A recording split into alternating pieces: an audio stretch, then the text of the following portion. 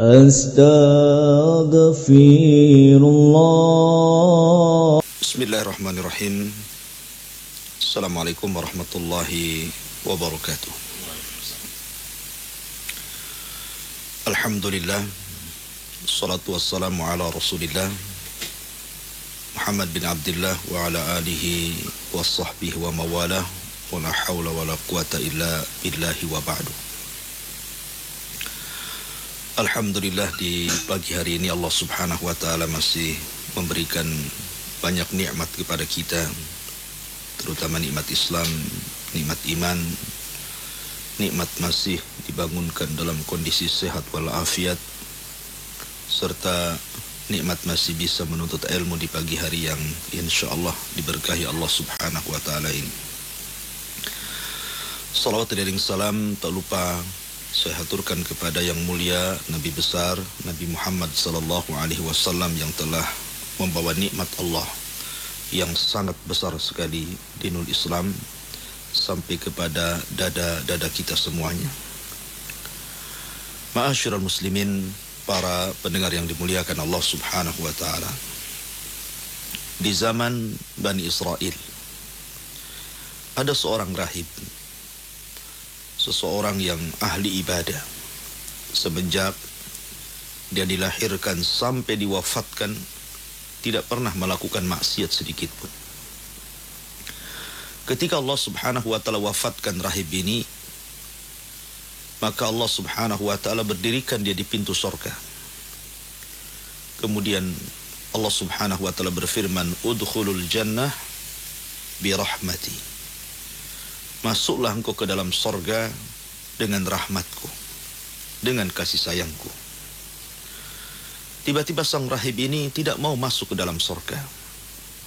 Kemudian dia mengatakan, ya Rabb, kalau seandainya seseorang itu bermaksiat, kemudian kau ampuni dosa-dosanya dan kau masukkan ke dalam sorga, karena rahmatmu aku terima. Tetapi diriku tidak pernah bermaksiat. Aku senantiasa beribadah kepadamu. Kalau aku masuk sorga karena rahmatmu, aku tidak mau. Aku ingin masuk sorga karena amalanku, karena ibadahku. Maka masukkanlah diriku ke dalam sorga karena ibadahku, bukan karena rahmatmu. Maka Allah subhanahu wa ta'ala mengatakan, baik, kalau kau yang dirimu maukan seperti itu, silahkan hitung amalanmu, hitung ibadahmu, hitung kebaikanmu. Akhirnya kemudian ditampakkan seluruh kebaikannya, seluruh ibadahnya, seluruh ketaatannya. Rupanya tidak sebanding dengan satu nikmat yang Allah subhanahu wa ta'ala nugerahkan kepadanya, berupa nikmat penglihatan. Jadi seluruh amalannya bila dibandingkan dengan nikmat yang Allah anugerahkan berupa penglihatan, itu tidak ada apa-apanya, tidak banding. Akhirnya sang rahib pun mengatakan, kalau begitu ya sudahlah, masukkan aku karena rahmatmu. Begitulah rahmat Allah subhanahu wa ta'ala yang sangat luas, kasih sayang Allah subhanahu wa ta'ala yang sangat terbentang. Bahkan Allah subhanahu wa ta'ala lebih luas kasih sayangnya kepada hamba-hambanya dibandingkan kemurkaannya kepada kita. Dan rahmat Allah subhanahu wa ta'ala lebih dibandingkan kasih sayang seorang ibu kepada anaknya. Di zaman Nabi SAW, Rasul pernah menawan beberapa musuh. Di antara musuh itu ada seorang wanita yang memiliki bayi. Tiba-tiba bayi itu hilang. Maka ibu ini menjerit-jerit, mencari-cari bayinya. Kemanakah bayinya hilang dan siapa yang mengambilnya? Setelah ibu ini mencari ke sana kemari dengan sedih, karena merasa kehilangan buah hatinya, maka tiba-tiba di saat dia sudah putus asa mencari bayinya, Allah takdirkan bayi itu ketemu. Maka ibu itu memeluk bayi itu, menangis, bahagia. Kemudian Nabi SAW mengatakan di hadapan para sahabatnya, kau lihat ibu itu terhadap bayinya? Sesungguhnya kasih sayang Allah kepada kita jauh lebih besar dibandingkan kasih sayang sang ibu itu kepada buah hatinya. Begitulah Allah subhanahu wa ta'ala memberikan rahmatnya, kasih sayangnya kepada kita. Sehingga seorang ulama mengatakan, kalaulah aku harus diadili di hadapan Allah dan di hadapan ibuku pada hari kiamat, aku memilih Allah yang mengadili diriku dibandingkan orang tuaku. Karena aku tahu bahwa kasih sayang Allah jauh melebihi kasih sayang orang tuaku. Ma'asyiral muslimin yang dimuliakan Allah Azza wa Jalla. Kalau kita melihat kehidupan dunia, banyak orang yang putus asa dari rahmat Allah subhanahu wa ta'ala. Banyak orang yang merasa bahwa pintu kasih sayang Allah sudah tertutup bagi dia. Terkadang apabila diuji oleh Allah subhanahu wa ta'ala oleh sebuah ujian, merasa bahwa ujian itu seolah-olah azab dari Allah subhanahu wa ta'ala. Banyak sekali. Bahkan orang-orang yang subhanallah, mereka terjerumus kepada maksiat kepada Allah azza wa jalla. Setiap hari dia bermaksiat kepada Allah azza wa jalla. Akhirnya tertutup hatinya. Kemudian adalah secercah hidayah yang masuk ke dalam hatinya. Tiba-tiba diingatkan untuk bertobat kepada Allah azza wa jalla, dia pun merasa bahwa dia tidak pantas untuk diterima tobatnya karena banyaknya maksiat yang dia lakukan. Dia tidak paham bahwa kasih sayang Allah subhanahu wa ta'ala jauh lebih luas dibandingkan kemurkaannya kepada dia. Tapi banyak yang putus asa. Ketika putus asa itulah akhirnya dia pun tidak mau bertobat. Padahal di zaman Bani Israel ada seseorang yang telah membunuh 199 jiwa. Kalau kita mendengar ada tetangga kita pembunuh saja, kita katakan orang itu jahat, orang itu sadis. Itu yang dibunuh mungkin baru 1-2 orang dengan cara mutilasi. Tapi di zaman Bani Israel ini, seseorang ini telah membunuh 99 jiwa. Akhirnya dia pun diberikan hidayah Allah subhanahu wa ta'ala. Kemudian ingin bertobat. Ketika hendak bertobat itulah, dia datang kepada seorang rahib ahli ibadah. Dan rahib ini jahil, tidak punya ilmu. Sehingga ketika pembunuh ini meminta saran bagaimana cara tobatnya, sang rahib malah mengatakan, tidak ada pintu tobat bagimu. Kau sudah membunuh 99 nyawa. Maka orang yang sudah membunuh ini marah karena merasa pintu tobatnya tertutup. Maka dia ambil pedang kemudian dibunuhnya rahib itu. Akhirnya kemudian anak muda ini tidak putus asa, mencari lagi orang-orang yang bisa menunjukkan dia ke jalan yang benar. Karena sekarang dia sudah membunuh 100 jiwa, 100 nyawa. Jiwa yang tidak pernah bersalah, dia bunuh. Akhirnya Allah takdirkan dia berjumpa dengan seorang ulama dari ulama-ulama Bani Israel. Akhirnya dia bertanya, pantaskah diriku yang sudah membunuh 100 jiwa bertobat kepada Allah Azza wa Jalla? Tentu kedudukan seorang alim akan berbeda dengan kedudukan seorang ahli ibadah. Dalam Islam juga demikian. Rasul mengatakan, fadlul alim alal abid kafadlil qamari ala sairil kawakib. Bahwa keutamaan orang alim itu melebihi keutamaan ahli ibadah, seperti keutamaan bulan purnama di antara bintang-bintang yang banyak. Maka sang alim ini mengatakan, kalau engkau ingin bertobat, maka berangkatlah ke sebuah desa. Di sana banyak orang alim, banyak orang soleh, banyak ahli ibadah. Bergabunglah dengan mereka. Semoga Allah subhanahu wa ta'ala membukakan hatimu. Maka ditunjukkan tempat itu. Berangkatlah anak muda yang sudah membunuh 100 jiwa ini. Tetapi Allah subhanahu wa ta'ala takdirkan di tengah jalan dia terjatuh kemudian meninggal dunia. Disinilah datang 2 malaikat. Pertama, malaikat rahmat, dan yang kedua malaikat azab. Kata malaikat azab, ruh ini pantasnya masuk ke dalam neraka karena dia sudah membunuh 100 jiwa. Orang ini jahat, orang ini sadis, orang ini layak masuk neraka. Tetapi malaikat rahmat mengatakan tidak. Walaupun dia jahat, walaupun dia sudah membunuh 100 jiwa, tapi hatinya sudah ada keinginan untuk bertobat, untuk kembali ke jalan Allah, untuk berhenti melakukan pembunuhan. Akhirnya kemudian tarik-tarikanlah ruh ini antara malaikat rahmat dan adab, sampai akhirnya Allah berikan keputusan. Diutusnya malaikat hakim. Kata malaikat pemutus, kisu bainal aradaini. Kalian sudah jangan berdebat, sekarang ukur saja. Kalau seandainya kematiannya lebih dekat kepada tempat yang akan dituju untuk bertobat, biarlah malaikat rahmat yang membawanya. Tapi kalau seandainya jarak dia masih jauh ke tempat yang akan dituju, sementara dia masih dekat dengan orang yang bertanya, maka masukkan dia ke dalam neraka, dia pantas diadab. Subhanallah. Allah lipatkan bumi. Allah lipatkan bumi. Padahal jarak dia ke tempat perkampungan orang-orang soleh itu masih jauh. Dan dia masih dekat dengan ulama yang ia tanya bagaimana cara bertobatnya. Tapi Allah subhanahu wa ta'ala berkehendak lain. Rupanya bumi itu dilipat. Akhirnya kemudian lebih dekat ke kampung orang-orang saleh, ahli ibadah, para ulama. Akhirnya ruhnya pun diambil oleh malaikat rahmat dan dimasukkan ke dalam surga. Subhanallah. Lihatlah kasih sayang Allah subhanahu wa ta'ala kepada kita. Oleh karena itulah jangan pernah bersedih. Jangan pernah bersedih. Mintalah kasih sayang Allah subhanahu wa ta'ala. Minta karunia Allah azza wa jalla. Minta kasihan kepada Allah subhanahu wa ta'ala. Ma'asyiral muslimin yang dimuliakan Allah azza wa jalla, sumber kesedihan itu ada pada hati. Kalau hati ini sedih, maka akan tampak di mukanya.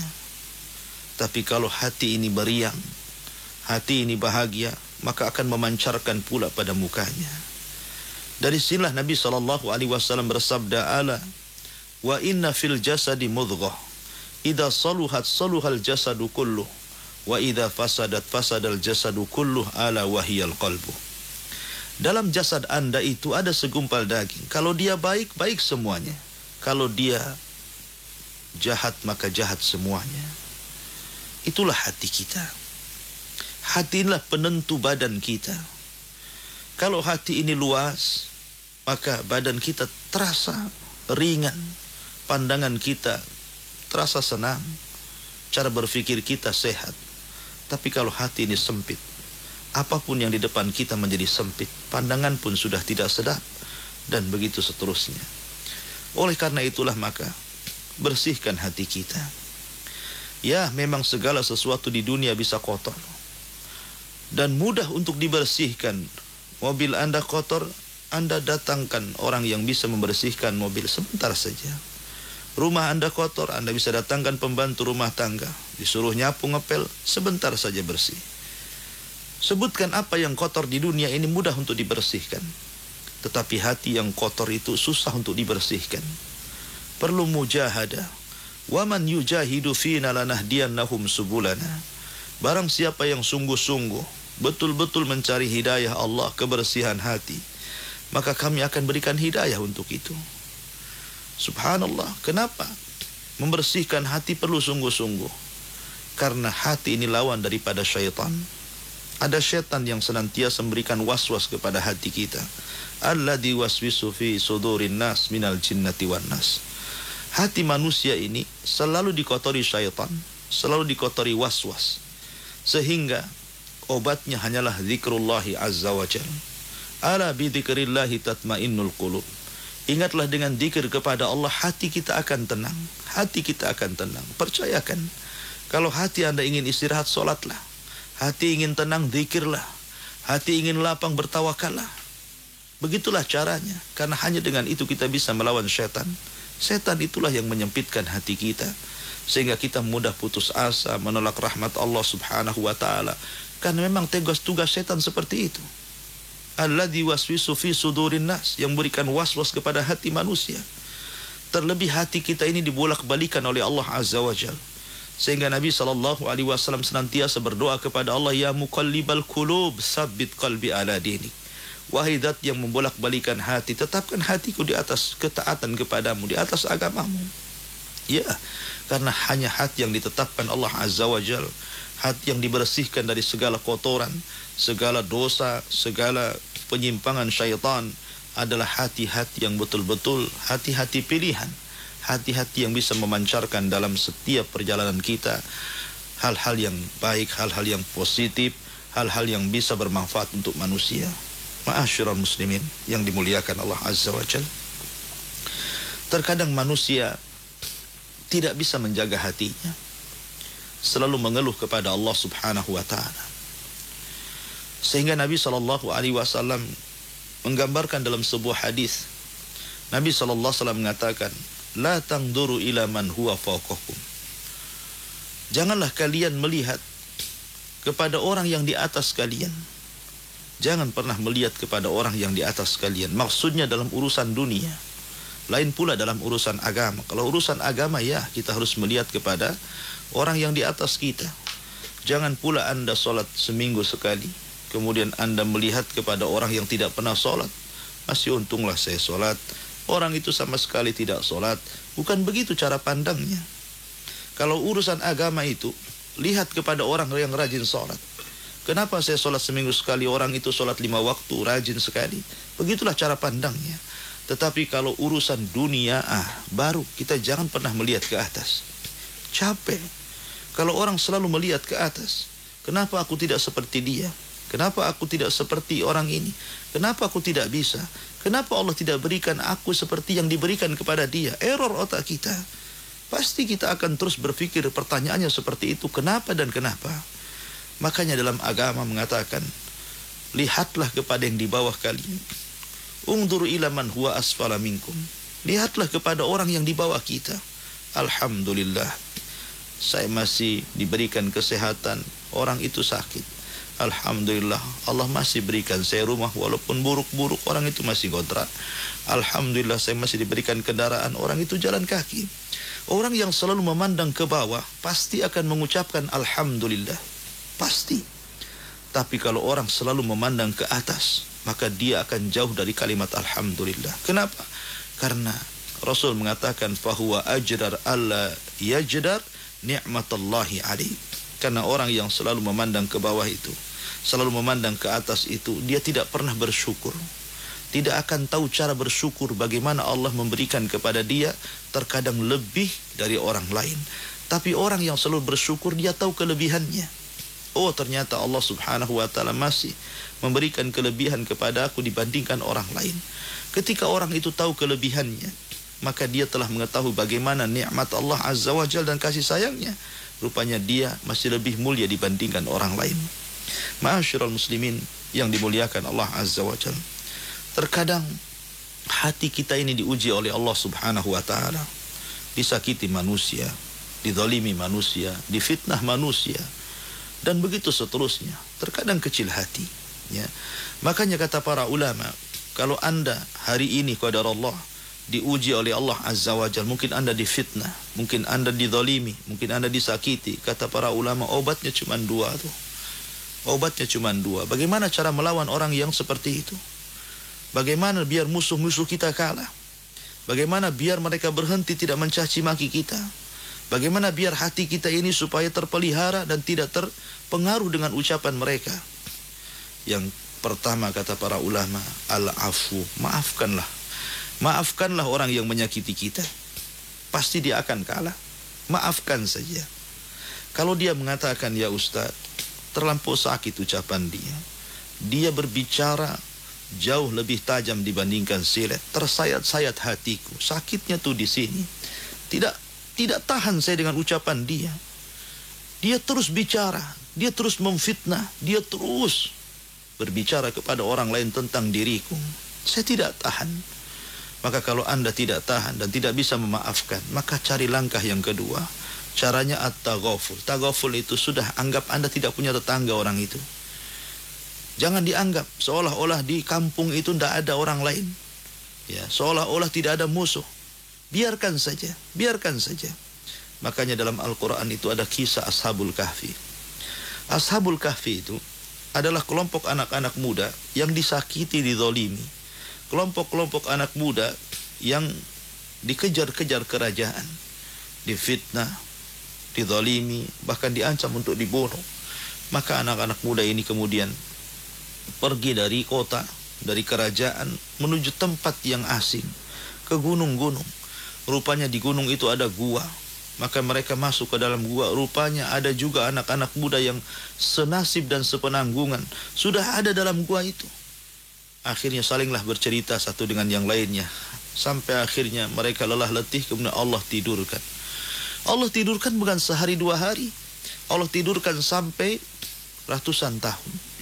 Setelah mereka terbangun, rupa-rupanya musuh-musuh mereka sudah kalah. Musuh-musuh mereka sudah tidak ada lagi. Makanya cara menghadapi musuh itu tidur saja. Ya, dengan tidur kita bisa mengalahkan musuh. Artinya jangan dihiraukan. Biarkan anjing menggonggong, kafilah tetap berlalu. Biarkan orang bicara tentang Anda tetap berjalan sebagaimana biasa, aktivitas sebagaimana biasa. Kalau memang terlampau menyakiti, tidur saja. Tidur terus, lakukan seperti itu. Tidur lupakan, tidur lupakan, tidur lupakan. Nanti musuh itu akan kalah. Karena begini ya, Allah subhanahu wa ta'ala menciptakan manusia bicara itu sejak awal. Ketika Allah menciptakan Adam, memang Adam itu sudah dibuat bicara. Dan anak keturunannya juga akan dibuat bicara. Tapi Anda harus yakin bahwa ketika Allah menciptakan manusia bisa bicara, bukan berarti Allah ciptakan dia bicara untuk kita. Bukan. Ya, ketika Allah subhanahu wa ta'ala ciptakan bicara, tetangga kita bisa bicara, bukan berarti Allah subhanahu wa ta'ala khususkan ciptaan bahwa bicaranya tetangga itu diarahkan kepada kita. Tidak. Pembicaraan itu akan berhenti dengan sendirinya. Sampailah kapan dia bicarakan tentang kita itu. Nanti akan ada waktunya dia capek, ada waktunya dia lelah, ada waktunya dia letih, ada waktunya dia berhenti bicara. Karena Allah tidak menciptakan seseorang bicara itu untuk kita. Ya. Dari sini maka bersabarlah. Jangan pernah sedih tuduhan. Tuduhan-tuduhan itu biasanya juga akan hilang. Maka cara satu-satunya, teruslah bertawakal kepada Allah subhanahu wa ta'ala dan katakan la haula wa la quwata illa billah. Ya. Kemudian juga kalau Allah subhanahu wa ta'ala takdirkan Anda diuji dengan perkara lain, anggaplah mungkin hari ini Anda diuji, bangun tidur dapat SMS rupanya Anda dipecat perusahaan. Bangun tidur Anda kemudian diberitahu bahwa Anda tidak boleh lagi bekerja di sebuah tempat. Bangun tidur Anda sudah pusing. Ya, apa yang harus saya lakukan? Pekerjaan hari ini tidak ada. Aku sudah berusaha ke sana kemari, toh juga tetap nganggur, tidak dapat pekerjaan. Aku sudah bekerja sepuas mungkin, kenapa Allah berikan kefakiran? Kenapa tidak dicukupkan? Dan begitu seterusnya. Ada orang yang diuji, disempitkan ekonominya, ya, disempitkan rizkinya. Tetapi Anda harus yakin bahwa bukan berarti ketika Anda diberikan ujian seperti itu Allah benci kepada Anda. Demi Allah tidak. Setiap orang itu sudah ada rizkinya masing-masing. Bahkan rizki yang akan mengejar kita sebagaimana kematian akan mengejar kita. Banyak ke orang-orang yang nganggur, orang-orang yang tidak pernah bekerja tapi masih bisa makan. Siapa yang kasih makan? Bukanlah Allah subhanahu wa ta'ala. Allah yang kasih makan dia. Banyak orang menganggur tidak meninggal. Kenapa orang yang tidak bekerja mereka tidak mati kelaparan? Toh masih bisa bekerja dengan cara apapun, masih bisa makan dia. Artinya bahwa orang itu masih diberikan rizki oleh Allah sedikit ataupun banyak, karena rizki itu akan mengejar kita sebagaimana kematian mengejar kita. Maka tidak perlu berpayah, berlelah, berletih. Apalagi maaf, terkadang ada orang yang mencari rizki itu harus sikat-sikut ke sana kemari. Terkadang harus mendolimi orang lain. Terkadang harus menyakiti orang lain. Terkadang harus hasad dengan orang lain. Bagaimana caranya mengeluarkan orang ini? Bagaimana caranya menghancurkan saingan ini? Bagaimana caranya untuk supaya aku saja di sini dan dia keluar? Macam-macam orang kemudian akhirnya membuat fitnah. Artinya membuli, akhirnya menjelek-jelekan supaya rizkinya dikuasai dia dan orang lain tidak mendapatkan rizki Allah. Anda salah. Rizki itu sudah dicatat di Lauhil Mahfuz. Nominal setiap manusia terhadap rizki itu sudah dicatat. Sekeras apapun Anda bekerja, kalau di Lauhil Mahfuz sudah dicatat, anggaplah satu hari 1 juta. Tidak mungkin lebih daripada 1 juta. Anggaplah satu hari dicatat umpamanya hanya 500.000, hanya 200.000, hanya 50.000, bahkan hanya 10.000 hari ini, maka nominal itu akan pas dengan catatan yang di Lauhil Mahfuz. Jadi apalah gunanya kita kemudian saling sikut-sikut sana sini, hanya membuat hati setiap hari penuh dengan kedengkian. Dan orang yang disakiti akan senantiasa bersedih dan merasa dizalimi, dan begitu seterusnya. Maka berjalanlah Kalau Anda ingin mencari rezeki, cukuplah berdoa, berusaha, tawakal kepada Allah Azza wa Jal. Karena bagaimanapun, orang yang senantiasa bertakwa kepada Allah Azza wa Jal akan dimudahkan rezekinya. Wa man yattaqillaha yaj'al lahu makhraja wa yarzuqhu min haitsu la yahtasib. Barang siapa yang bertakwa kepada Allah, maka Allah akan carikan jalan keluarnya, dan terkadang Allah berikan rezeki dari arah yang disangka-sangka. Bertakwa, jangan saling mendolimi. Justru ketika Anda mencari rezeki dengan cara saling mendolimi, terkadang diberikan istidraj. Artinya seolah-olah Anda diberikan rezeki banyak karena saingan sudah nggak ada. Itu istidraj saja. Nanti suatu ketika ada kaidah yang mengatakan kama tadinu tudan. Sebagaimana Anda sakiti orang lain, maka Anda akan disakiti orang lain. Sebagaimana Anda mendolimi orang lain, maka Anda akan didolimi orang lain. Sebagaimana Anda mengusir orang lain, nanti ada orang yang mengusir Anda dari perusahaan itu, dari tempat bekerja itu. Begitulah fitrah manusia. Oleh karena itulah maka berjalanlah sebagaimana mestinya. Ya, maka bagi Anda yang kemudian merasa sedih pada hari ini, jangan bersedih. Teruslah berusaha, bahagiakan hati Anda. Ingat, setiap rezeki itu sudah ditentukan oleh Allah Subhanahu wa taala. Ma'asyiral muslimin yang dimuliakan Allah Azza wa Jalla. Kaidah yang disebutkan para ulama, kebahagiaan adalah karena hati kita bersandar kepada Allah Azza wa Jalla. Kalau Anda tidak pernah bersandar kepada Allah, selamanya hati Anda akan sedih. Selamanya hati Anda akan banyak masalah. Banyak masalah. Ya. Maka sandarkan biar kebahagiaan itu datang menyapa. Di zaman Nabi SAW sudah sering saya katakan, ada seorang sahabat Nabi SAW yang bernama Abu Umamah. Abu Umamah ini banyak masalahnya, banyak hutangnya. Otomatis orang yang banyak masalah, banyak hutang, tentu kondisinya akan berbeda dengan orang yang tidak banyak masalah dan tidak banyak hutang. Apalagi tidak punya hutang sama sekali. Dari raut mukanya saja sudah beda. Orang yang banyak hutang itu nampak, dari jalannya aja nampak gitu ya. Orang yang banyak hutang itu nampak kali dari raut mukanya. Cara ngomongnya saja agak beda gitu. Terkadang lebih banyak diam. Sedih hatinya, apalagi masalah-masalah yang menumpuk dan masalah-masalah lainnya. Lah Abu Umamah diuji oleh Allah Subhanahu wa taala seperti itu. Saya kira ada di antara Anda para pendengar yang diuji dengan seperti ini, maka dengarkan kisah ini. Abu Umamah radhiyallahu an, akhirnya dia datang ke Masjid Nabawi. Dia sholat 2 rakaat, kemudian dia angkatlah tangannya menuju arah langit dan bermunajat kepada Allah Subhanahu wa taala. Meminta agar semua urusannya diselesaikan Allah. Meminta agar hutang-hutangnya dibayarkan Allah Subhanahu wa taala. Subhanallah, ini kaidah sahabat. Sahabat yang dibina oleh Nabi SAW. Ingat, libatkan Allah dalam setiap permasalahan Anda. Libatkan Allah dalam setiap hutang-hutang Anda. Bukankah Allah yang mengatakan iyyaka na'budu wa iyyaka nasta'in? Hanya kepadamu kami beribadah dan hanya kepadamu kami minta pertolongan. Ingat, sebesar apapun masalah, kalau Allah Subhanahu wa taala Anda libatkan dalam menyelesaikan masalah Anda, sebesar apapun masalah pasti akan ada jalan keluarnya. Tapi sekecil apapun masalah yang Anda hadapi, kalau Anda tidak melibatkan Allah, tidak pernah Anda mencampur tangankan Allah dalam kesulitan yang Anda hadapi, sekecil apapun masalah akan susah untuk mencari jalan keluarnya. Itulah keyakinan Abu Umamah yang diajarkan Nabi SAW. Karena Nabi SAW sendiri selalu berdoa kepada Allah, Allahumma la taqilni ila nafsi tarfata ainin. Ya Allah, janganlah dirimu berpisah walaupun sekejap mata dari permasalahanku, kata Rasulullah. Itu pula yang tertancap pada hati Abu Umamah. Dia harus bermunajat kepada Allah Subhanahu wa ta'ala. Maka doanya dikabulkan. Hari itu pula Nabi SAW dilangkahkan kakinya menuju masjid dan menemui Abu Umamah. Pertanyaannya, siapa yang melangkahkan Rasul sehingga menemui Abu Umamah kalau bukan karena Allah Subhanahu wa ta'ala? Maka sesampainya di masjid, Nabi SAW mengatakan, ya Aba Umamah, ma sya'nuk, wahai Aba Umamah, ada apa dengan dirimu? Ada apa dengan dirimu?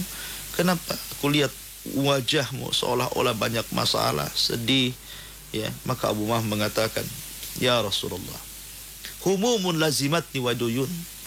Ya Rasulullah, humumun lazimatni wa duyun. Ya Rasulullah, sesungguhnya masalah yang membelitku. persoalan yang telah melilitku dan hutang yang banyak yang tidak aku sanggup membayarnya. Ini yang membuat aku pusing. Ini yang membuat aku kemudian sangat sedih. Maka Nabi SAW mengatakan, jangan sedih. Jangan sedih. Maukah ku ajarkan kepadamu ya Aba Umamah beberapa kalimat. Kalau kau baca kalimat ini di pagi dan sore hari, maka hilanglah kesedihanmu, hilanglah persoalanmu, hilanglah hutang-hutangmu. Mau ku ajarkan kalimat ini? Maka Abu Umamah mengatakan, bala ya Rasulullah, tentu wahai Rasul. Kalimat apa itu? Maka Nabi SAW mengatakan, ya Aba Umamah, idza asbahta au amsayta faqul Allahumma inni a'udzubika minal hammi wal hazani. Allahumma inni a'udzubika minal ajzi wal kasali. Allahumma inni a'udzubika minal jubni wal bukhli. Allahumma inni a'udzubika min ghalabati daini wa qahrir rijal. Ya Aba Umamah, apabila engkau di pagi hari atau engkau di sore hari, katakanlah, ya Allah, aku berlindung kepadamu dari kesedihanku, dari kegundah gulanaku, dari kesempitan hatiku. Ya Allah, aku berlindung kepadamu dari kelemahan badanku dan dari kemalasanku. Ya Allah, aku berlindung kepadamu dari rasa takut dan rasa bakhilku.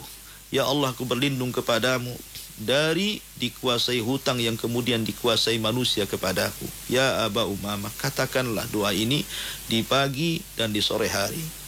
Akhirnya Abu Umamah pun senang diajarkan beberapa kalimat doa ini. Pulang dia. Akhirnya setiap pagi dia baca doa ini, setiap sore dia baca doa ini, seraya berdoa, kemudian berusaha, kemudian bertawakal. Lambat laun, dalam waktu yang sesingkat-singkatnya, Allah hilangkan persoalannya, Allah bantu menghilangkan masalahnya, dan Allah bantu untuk melunasi hutang-hutangnya.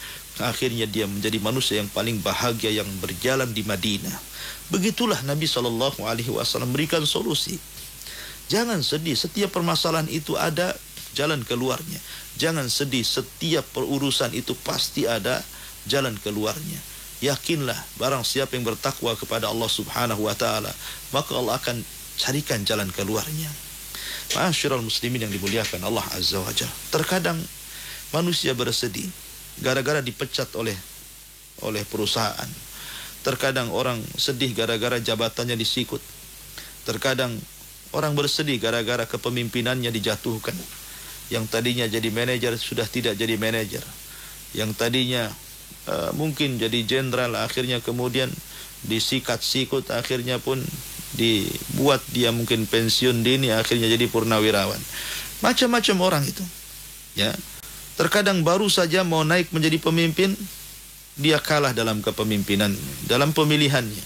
Harusnya dia jadi, ternyata tidak jadi. Ya, harusnya tidak jadi, kenapa dia pula jadi? Ya, terkadang orang sedih, kalah dalam kontes menjadi pemimpin, entah pemimpin negara, entah pemimpin daerah, entah perusahaan. Ikhwatu fiddin yang dimuliakan, jangan sedih. Kemuliaan itu bukan pada kepemimpinan. Kemuliaan itu bukan pada harta. Kemuliaan itu bukan pada pangkat dan jabatan. Kemuliaan bukan pada kesehatan. Kemuliaan bukan pada kesehatan, bukan pada kesuksesan. Anak-anak yang sukses bukan itu pula. Makanya sering saya katakan, kalau memang itu Anda menjadi mulia karena Anda jadi pemimpin, Anda menjadi mulia karena Anda hartawan, Anda menjadi mulia karena Anda punya keluarga sukses, Anda menjadi mulia karena Anda sehat, tidak ada penyakit, sebenarnya salah total pemahaman seperti itu. Kalau Anda kemudian merasa mulia karena Anda diberikan harta, kenapa pula Allah sebutkan Qarun di dalam Al-Quran? Wa khasafna bihi wa bidarihil arda. Kami tenggelamkan dia, si Qarun, dan seluruh hartanya ke dasar bumi. Kenapa?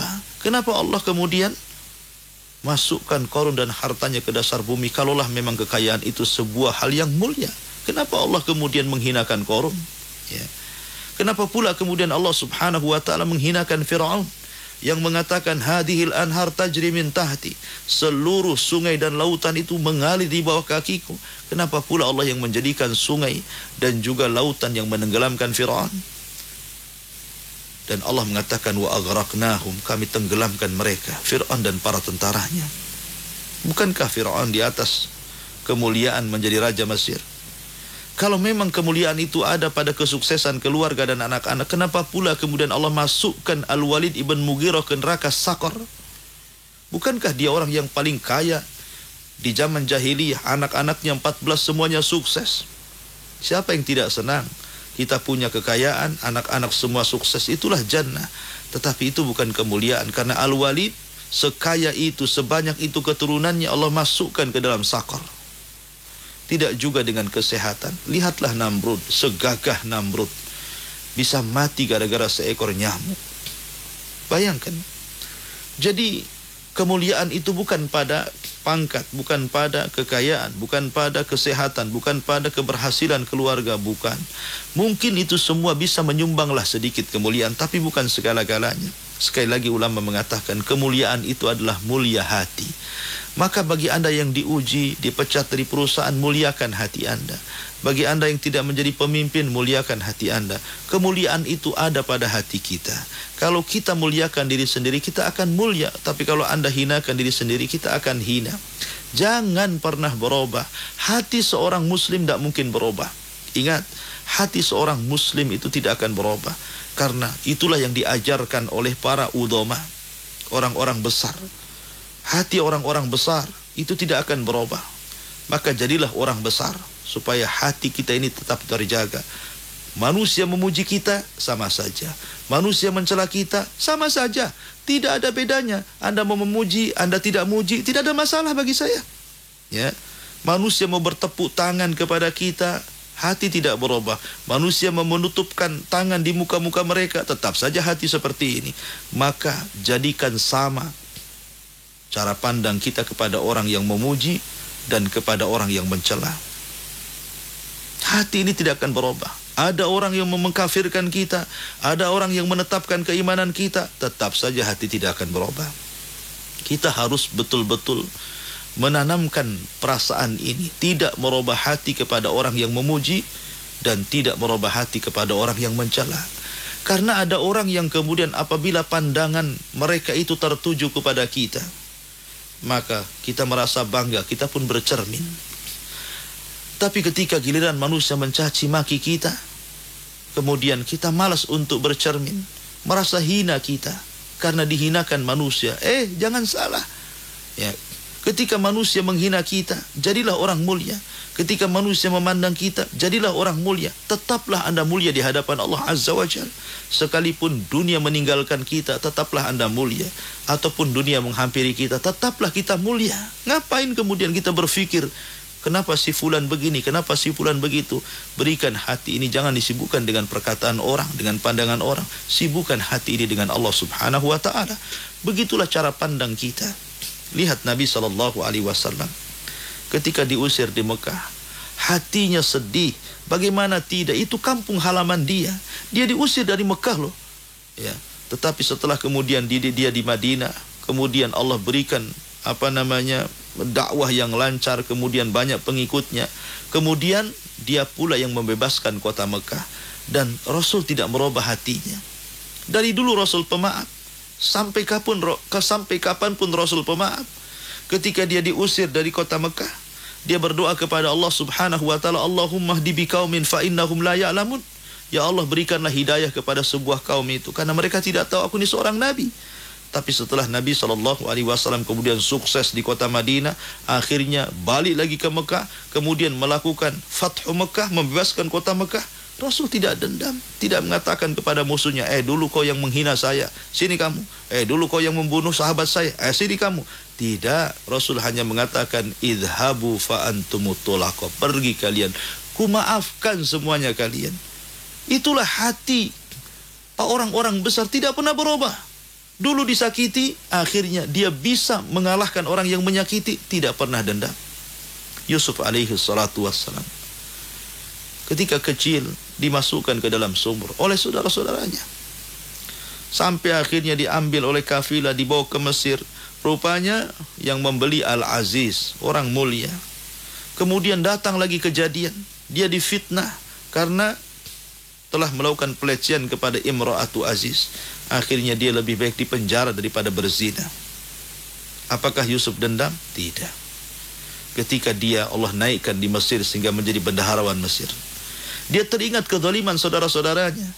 Tapi ketika kemudian datang saudara-saudaranya, maka Yusuf mengatakan, La tathriba alaikumul yaum. Tidak ada celaan bagi kita lagi. Sudah aku maafkan kalian.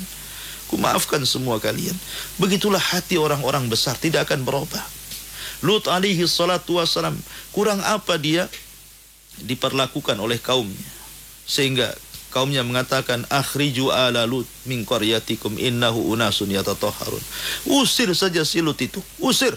Jangan ada di kampung kita lagi. Dia manusia sok suci. Emang siapa dia? Tapi ketika kemudian Allah subhanahu wa ta'ala datangkan azab kepada kaum Lut, Lut tidak mengatakan kapok Lut, tidak. Lut hanya mengatakan, ya asafa ala qaumi, duhai menyesalnya diriku, apa yang akan terjadi dengan kaumku. Masih ada sifat kasihannya Lut kepada kaumnya, padahal kaumnya sudah kurang ajar kepada dia. Karena nufusul udhama la tataghayyar, kata para ulama, jiwanya orang besar itu tidak akan berubah. Tidak akan berubah. Tidak akan berubah karena pujian, tidak akan berubah karena celaan. Tidak akan berubah karena manusia memandang dia, tidak akan berubah karena manusia tidak pernah memandang dia. Tidak akan berubah ketika manusia bertepuk tangan kepada dia, tidak pun berubah ketika manusia meletakkan tangan di muka mereka. Begitulah nufusul azamah la tataghayyar. Maka begitu juga kita. Jangan sedih, berbahagialah. Jangan pernah merubah hati kita ini, karena terkadang kesedihan itu karena hati kita selalu berubah-ubah. Maka mintalah kepada Allah Azza wa Jal agar hati kita tidak dirubah-ubah. Ya muqallibal qulub tsabbit qalbi ala dinik. Wahai zat yang membolak-balikan hati, tetapkan hatiku di atas ketaatan dan agamamu. Wallahu alam. Mudah-mudahan bermanfaat nasihat di pagi hari ini, dan saya kembalikan ke moderator, falyatafaddal mashkura. Jazakallah khair Ustaz atas materi yang sudah disampaikan di kesempatan yang berbahagia ini. Banyak manfaat yang bisa kita dapatkan dari apa yang sudah dijelaskan oleh Ustaz. Baik, pendengar dan pemirsa dimanapun Anda berada di seluruh dunia, untuk Anda yang ingin bertanya dalam program Berkah Pagi, di kesempatan kali ini Anda bisa menghubungi kami secara langsung melalui 081177700106. Anda bisa audio call lewat WhatsApp, juga ke 0818808106. Ada pertanyaan yang sudah masuk melalui WhatsApp nih Ustaz. Saya coba bacakan dari Mas Bagong Abu Nisa wa Khalifah dari Mitra Raya Batam nih Ustaz. Banyak hal yang belum difahami nih Ustaz. Bismillah, Assalamualaikum Ustaz. Waalaikumsalam. Ini agak panjang nih, saya bacakan aja. Iya, boleh. Islam adalah agama yang berakidah tauhid dan longgar. Rasulullah sallallahu alaihi wasallam pernah bersabda, ketahuilah sesungguhnya Tuhanku memerintahkan kepadaku untuk mengajarkan kepadamu apa yang kamu belum mengerti dari apa-apa yang Tuhanku telah mengajarkan kepadaku. Dan kemudian Allah berfirman, setiap harta yang aku berikan kepada hamba adalah halal, dan sesungguhnya aku ciptakan hamba-hambaku bersifat lurus semuanya. Tetapi kemudian datanglah syaitan kepada mereka. Syaitan ini kemudian belokkan mereka dari agamanya dan mengharamkan atas mereka sesuatu yang aku halalkan kepada mereka, serta menyuruh mempengaruhi supaya mereka menyekutukanku dengan sesuatu yang aku tidak menurunkan hujah atau keterangan.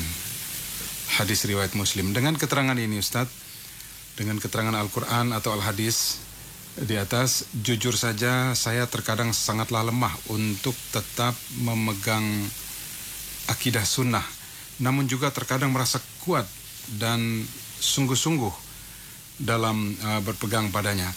Pertanyaannya Ustadz, bagaimana kiat-kiat agar tetap teguh di atas akidah sunnah? Lalu bagaimana cara untuk menepis kelemahan hati yang terkadang juga condong bahkan dikuasai oleh nafsu yang bisa melemahkan akidah? Mohon pencerahannya Ustadz. Atas segala jawaban dan pencerahannya saya ucapkan jazakallahu khairan. Sudah? Ya. Ya, alhamdulillah. Manusia sebenarnya diciptakan oleh Allah Subhanahu wa taala pada dasarnya hunafa. Hunafa itu lurus akidahnya. Dari zaman Adam alaihi salatu wassalam sampai di zaman Nuh alaihi salatu wassalam, akidah manusia itu lurus. Kana nasu ummatan wahidah. Dulu umat itu umat yang satu, tidak ada yang berselisih, tidak ada yang menyimpang. Tapi kemudian syaitan datang dan berusaha menyimpangkan. Ya, karena itulah janji syaitan kepada Adam, kepada Allah Subhanahu wa taala ketika dia hasad dengan Adam. Maka di zaman Nabi Nuh terjadi penyimpangan besar-besaran dari tauhid menjadi syirik. Kemudian kalau kita mengacu kepada bangsa Arab, dari zaman Nabi Ibrahim alaihi salatu wassalam, bangsa Arab itu terus mentauhidkan Allah Subhanahu wa taala sampai kepada zaman Amr ibn Luhai. Datanglah seorang laki-laki yang bernama Amr ibn Luhai dari salah satu dari kabilah Arab yang menyesatkan bangsa Arab, sehingga Nabi SAW bersabda, "Inni ra'aitu Amra ibn Luhai fin nari yajru am'ahu." Aku melihat Amr bin Luhai ini di neraka, terburai ususnya. Di annahu man ghayyara dina Ibrahim, karena dia orang yang pertama kali merubah agama Ibrahim. Dia yang menyesatkan bangsa Arab dari mentauhidkan Allah sampai menyekutukan Allah Azza wa Jalla. Dia ambil berhala-berhala Syam yang ada di Syam, kemudian dia bawa ke Mekah, kemudian menyuruh orang Mekah untuk menyembahnya karena dia seorang pembesar, kemudian orang alim di zaman itu, orang yang sangat bijak ucapannya, banyak pula terpengaruh. Akhirnya banyak warga-warga Mekah dan Arab umumnya menyembah berhala. Begitulah syaitan. Dan terkadang hati manusia juga gitu. Terkadang ada saat-saatnya orang lurus, terkadang ada saat-saatnya orang bengkok. Terkadang ada saat-saatnya bahagia, terkadang ada saat-saatnya sedih. Ya. Maka bagaimana caranya supaya kita istiqomah? Pertama, berdoalah kepada Allah Azza wa Jalla, karena doa itu silahul mu'min, senjatanya orang Islam. Doa ini yang bisa memantapkan hati seseorang. Yang kedua, teruslah Anda berada di majelis ilmu, karena hanya ilmulah yang bisa membedakan mana yang hak, mana yang batil, mana yang ikhlas, mana yang tidak ikhlas, mana yang baik, mana yang buruk, mana yang betul-betul di atas kebenaran dan mana yang betul-betul di atas kebatilan. Maka jangan pernah meninggalkan ilmu dan majelis ilmu. Begitulah nasihat Rasul kepada Handalah, walakin sa'atan ya Handalah. Akan tapi ya Handalah, tolong jangan kalian remehkan di majelis ilmu, walaupun sesaat, hadir di majelis ilmu. Ya. Kemudian yang ketiga, jauhi kawan-kawan yang bisa menyimpangkan Anda. Cari kawan-kawan yang baik. Almaru ala dini khalili. Bahwa seseorang itu digantungkan agama kawannya. Kalau kawannya itu jahat, Anda lambat laun akan jahat. Kalau kawan Anda adalah orang-orang yang menyimpang dari segi akidah dan ibadah, lama-lama akan ikut dia. Maka cari kawan yang seakidah, yang seibadah, yang sama pemahamannya. Ya, teruslah lazimkan Anda dengan kawan itu. Cari kawan yang bisa menasihati Anda. Jangan cari kawan pula Anda nasihati dia. Jadi cari kawan yang betul-betul mungkin kalau bisa di ilmunya di atas Anda, yang bisa menasihati Anda, itu lebih baik lagi. Ya. Kemudian yang ketiga, ya, berusaha seseorang itu cari lingkungan. Ya, cari lingkungan itu penting. Ya, lingkungan itu akan membentuk karakter kita. Ya, baik kita, istri kita, dan anak kita. Terkadang kita diuji oleh istri, diuji oleh anak-anak. Tapi kalau kita bawa kepada lingkungan yang baik, lingkungan yang sunnah, lingkungan yang sudah di situ diajarkan banyak ikhwan-ikhwan, banyak kawan-kawan yang mengaji, banyak kawan-kawan yang tahu halal haram, banyak kawan-kawan yang memang tahu penyimpangan, maka kita akan tenang. Ya, karena minimalnya kita tinggal di sebuah komunitas itu akan jauh lebih tenang dibandingkan Anda sendiri di tengah-tengah mayoritas yang berbeda dengan Anda. Cari lingkungan. Hijrah. Bila perlu hijrah ke lingkungan mana yang memang di situ banyak orang-orang sunnahnya, supaya kita ini terjaga. Ya, kelebihnya tawakal kepada Allah Azza wa Jalla. Bertawakallah kepada Allah Azza wa Jalla dan teruslah berbuat baik, dan berdoa kepada Allah Azza wa Jalla agar ditetapkan hati Anda dan tetap tidak berubah dari apa yang sudah Anda yakini. Wallahu a'lam. Jazakallah khairan atas pencerahannya. Demikian untuk Mas Bagong di Mitra Raya. Baik, untuk pertanyaan yang berikut kali ini dari Siti di Singapura, Ustaz. Assalamualaikum Ustaz. Waalaikumsalam. Teman saya telah dipecat dari pekerjaannya dan sangat susah. Saya berikan nasihat kepadanya. Hatinya cuma tenang bila mendapatkan berita yang zahir, seperti mendapat panggilan interview kerja dan sebagainya. Jika kita sampaikan untuk selalu bertawakal kepada Allah, dia sangat cuek. Bagaimana hatinya agar benar-benar terbuka, tidak menumpukan hanya pada uang dan perkara dunia. Ustaz, mohon pencerahan. Ya, alhamdulillah. Tadi sudah saya katakan, sudah saya singgung, ya, bahwa seseorang itu terkadang diuji oleh Allah Subhanahu wa ta'ala dengan sempitnya rezeki. Dan terkadang ujian itu disalahpahami oleh manusia seolah-olah azab dari Allah Subhanahu wa ta'ala. Mungkin saya sedang diadab. Tidak. Anda sedang diuji. Ya, Anda sedang diuji oleh Allah untuk meningkatkan iman, meningkatkan amal, bahkan meningkatkan tingkatan kita di surga. Karena terkadang tingkatan-tingkatan di surga itu tidak bisa kita capai dengan amalan kita. Tidak bisa. Kita tidak bisa mencapai dengan sholat kita, baca Quran kita, dzikir kita, silaturahim kita, apapun ibadah kita. Terkadang ada tingkatan-tingkatan di surga tidak bisa mencapainya dengan ibadah kita. Hanya bisa dicapai dengan ibadah yang besar pahalanya. Salah satunya adalah ujian. Ujian itu ibadah yang besar pahalanya. Karena di balik ujian itu ada kesabaran. Dari sini Allah mengatakan innama yuwaffas sabiruna ajrahum bighairi hisab. Allah akan mencukupkan pahala orang yang sabar itu tanpa batas. Pahala yang tanpa batas sabar itu. Dan sabar itu hanya bisa dilakukan orang yang diuji. Kalau nggak diuji mau sabar dari mana?